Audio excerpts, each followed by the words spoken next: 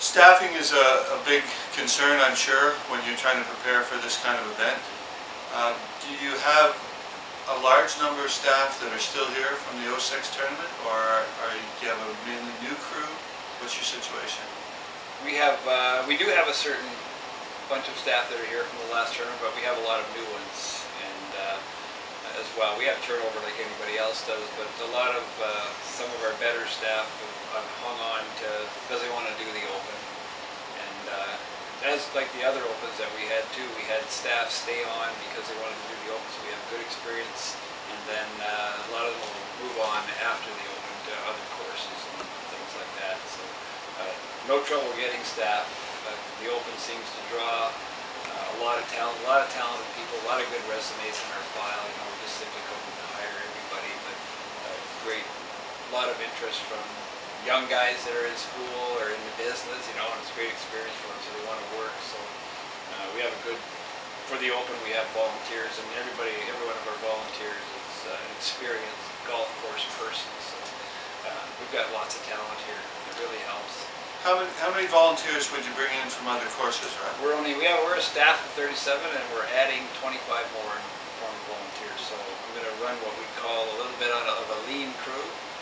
But everybody, as I said, everybody knows what they're doing, and they're experienced people. They know how to run the equipment. They know how to rake a bunker. They know how to get around the golf course, and so it's much more efficient. And we're not tripping over all kinds of bodies, and so it's really good.